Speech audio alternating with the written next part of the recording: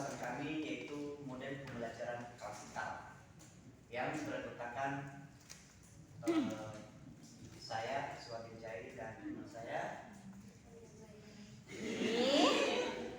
Kok si Victor namanya Victor itu kan laki-laki? Victor ya. Yang singkatan. Saya salah singkatan kok, mending Ria gitu. Victor. Bisa dipanggil. Ya udah coba. Kok gitu gayanya? Ngambek ya Pak. Slide pertama akan dijelaskan oleh rekan saya, Pak Turian. Ayo kalau Ria.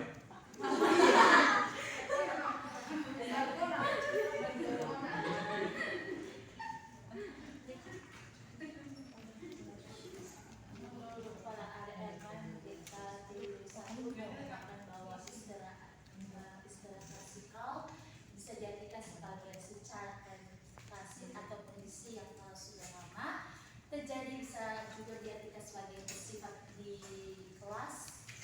Jadi pembelajaran klasikal berarti pembelajaran profesional yang telah bisa dilakukan di ruang kelas.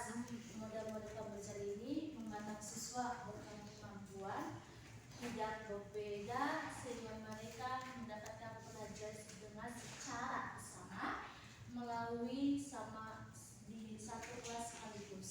Menurut para ahli Anu Rahman menyatakan bahwa model pembelajaran klasikal lebih diibaratkan pada para guru dalam memberikan informasi melalui materi atau pelajaran yang sudah disajikan. Model pembelajaran klasikal ini untuk menggunakan pembelajaran kelas. Proses pembelajaran menurut argumen di tahun 2029 maka dapat berpendapat bahwa pembelajaran klasikal ini merupakan pola pembelajaran yang telah bersumber dari pendidik, sedangkan peserta didik hanya mendengar dan mencatat poin-poin yang telah disediakan dan mempersiapkan.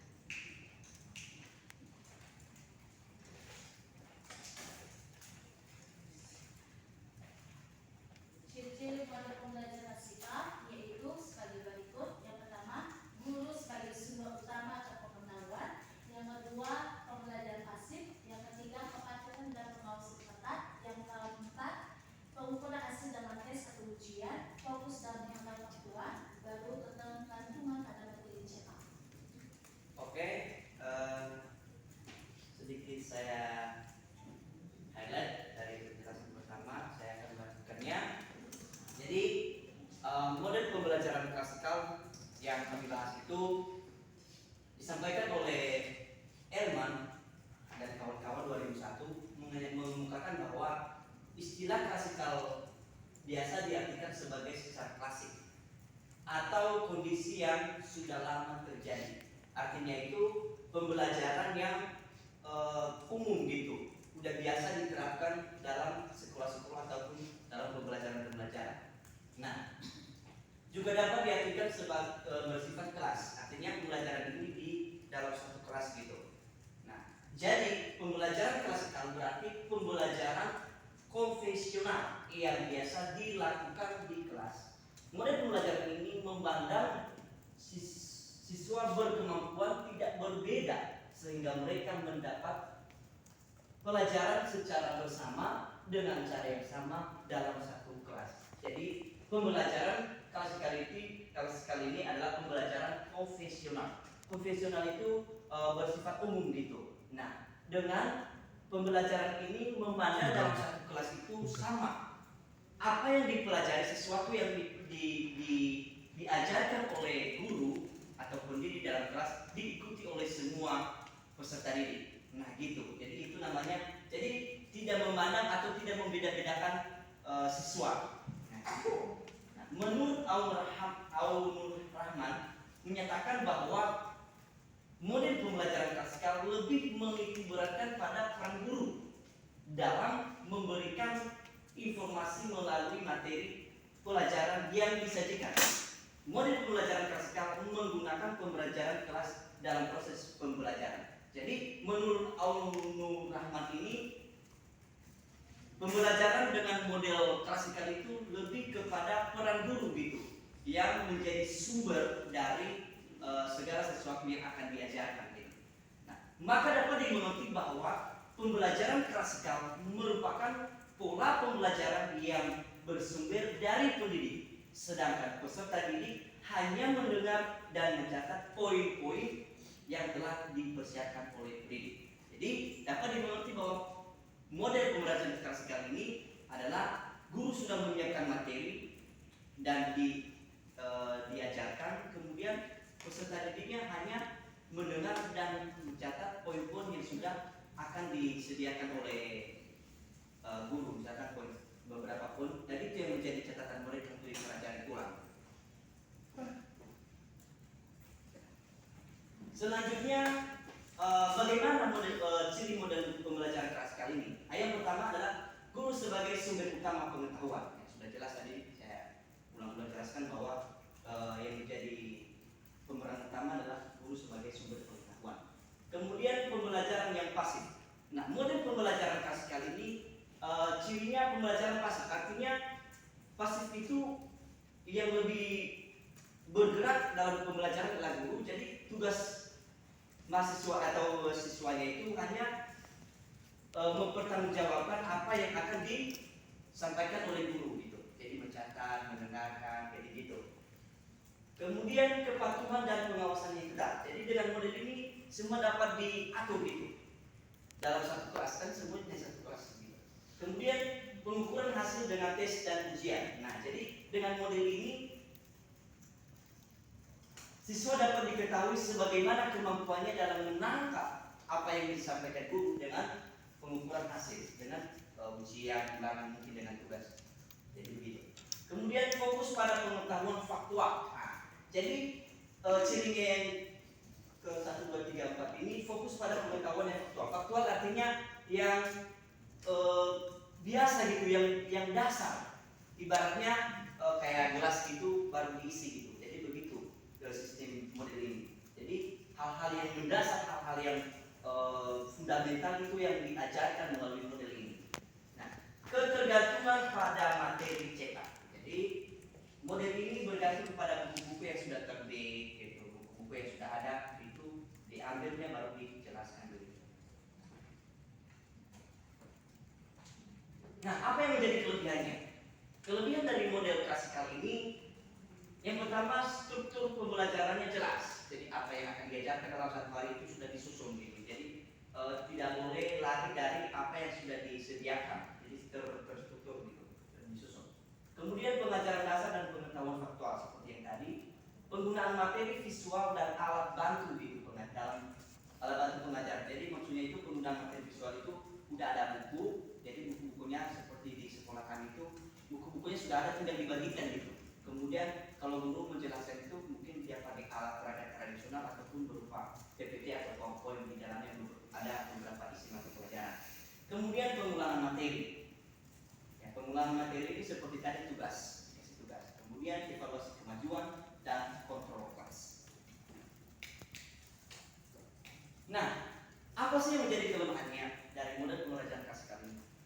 Kelemahannya adalah satu, kurangnya interaksi aktif. Jadi ketika guru masuk di dalam kelas, bayangkan kalau dia berbicara 30 menit, siswanya hanya cuma mendengar apa saja yang sudah disediakan oleh gurunya. Jadi gitu. Kemudian keterbatasan dalam mengatasi perbedaan individual. Nah, siswa kan di dalam satu kelas itu misalkan contoh 20, pasti beda-beda. Ada yang minatnya mendengar, ada yang minatnya mau langsung dipraktekin. Jadi kelemahannya di situ dengan model ini. Ya bisa meratakan semua, mau apapun kamu, mau hobi atau suka gak suka, senang gak senang, ikut aja begitu. Kemudian kecenderungan untuk memaksakan pembelajaran. Jadi apa yang disediakan oleh guru ya harus dipahami oleh siswa tersebut. Kemudian kurangnya ruang untuk kreativitas. Jadi misalkan dalam satu kelas ini apa-apa saja dalam kreativitas ini kurang, jadi nggak luas itu ruangannya. Tidak mendukung kemampuan sosial dan emosional. Nah, di sini model ini lebih menekankan pada kognitif gitu, pemahaman dasar, bahwa ini buku, ini meja dan segala macam. Tidak mengembangkan kepada kemampuan sosial dan emosionalnya, perasaannya, interaksinya kepada teman begitu. bagaimana jikalau mengimplementasikan model ini dalam anak usia ini atau pembelajaran anak usia ini? Kira-kira bisa. Yang pertama adalah pilih materi yang sesuai dengan kebutuhan anak. Ya, kebutuhan anak dari segi kognitif, apa tadi ya, kebutuhan anak seperti sosial emosi, meskipun model ini tidak menerapkan, tapi guru bisa menjelit-jelitkan kalau gurunya kayak gitu.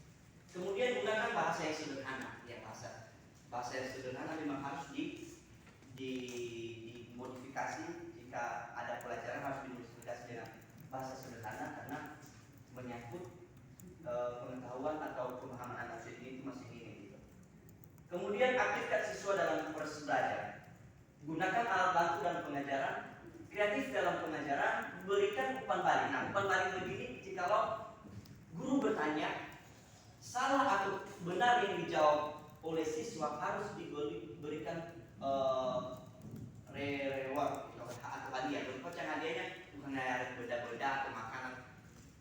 Memuji juga dengan kata lain, kamu sudah menjawab bagus. Jadi salah benar yang penting dia sudah meresponi gitu. Kemudian berkolaborasi dengan orang tua. Ciptakan lingkungan pembelajaran yang menyenangkan. Sekarang kita akan praktek kepada rekan saya Victoria. Saya persilakan.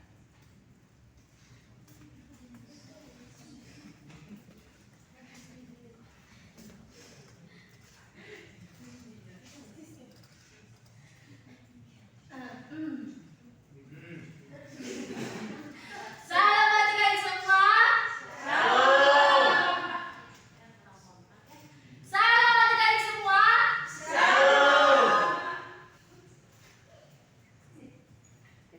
Udah tahu belum?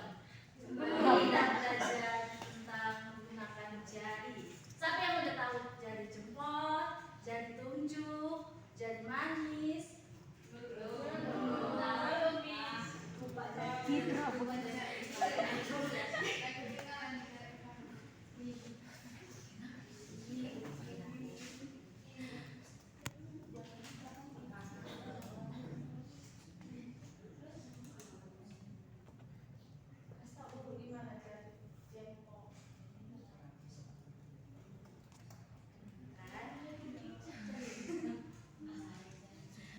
Ini jari tunjuk, ya kan? Adik-adik. Ini jari tengah. Ini jari kelingking. Oke,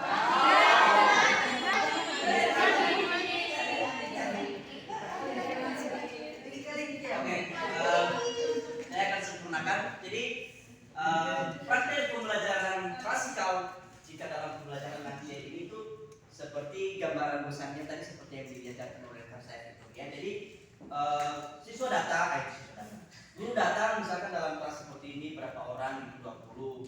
Jadi dia langsung begini, adik-adik kita akan belajar hari ini mengenai misalkan tema buku. Jadi hari ini kita akan belajar mengenal jari-jari gitu. Nah, ada yang tahu jari ini?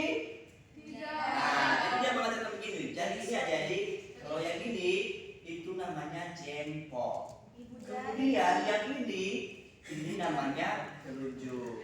Kemudian yang ini namanya jari tengah. Kemudian yang ini namanya jari manis. Yang ini adalah jari kelingking. Ayo sama-sama yuk kita nyanyi. Ada nyanyian gitu kan? 1, 2, 3.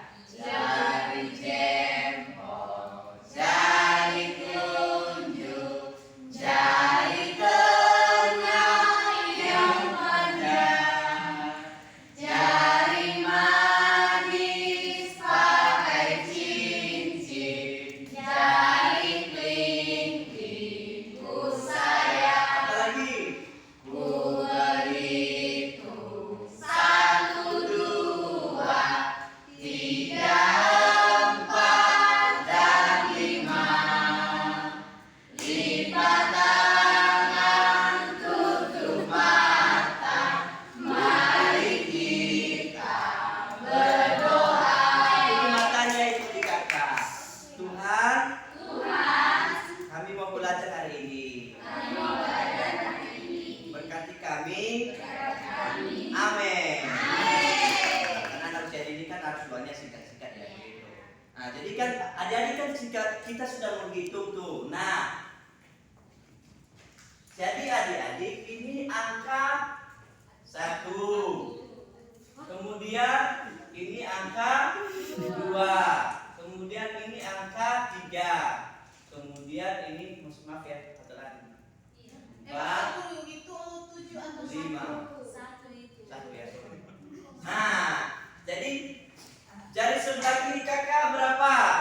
5. Ayo hitung yuk. 1, 2, 3. 1, 2, 3, 4, 5. Pas? Jika digabung 2 berapa? 10. 7.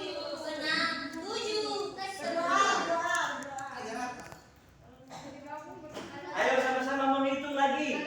Kita gabungkan 2 jarinya. Ayo sama-sama ya. 1, 2, 3. Ikuti kakak. 1, 2, 3, 4, 5. Lagi. 6, 7, 8, 9, 10. Ada yang tahu ke 10 bagaimana?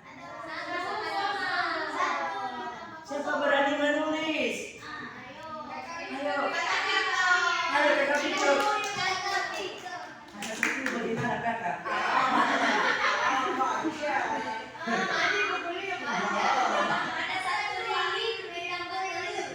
Nah, begitu dia. Oke. Maka dapat disimpulkan bahwa pembelajaran klasikal mencerminkan kemampuan utama guru, karena pembelajaran klasikal ini merupakan kegiatan belajar dan mengajar yang tergolong efisien. Mengapa dikatakan efisien? Karena guru yang lebih berperan. Jadi guru yang mengaktualisasikan dirinya, jadi efisien lah kalau dipandang dari segi gurunya. Ya. Kemudian pembelajaran secara klasikal ini berarti bahwa seorang guru melakukan 2 kegiatan sekaligus. Apa itu? Mengelola kelas dan mengelola pembelajaran. Pengelolaan kelas adalah penciptaan kondisi memungkinkan terselenggaranya kegiatan pembelajaran secara baik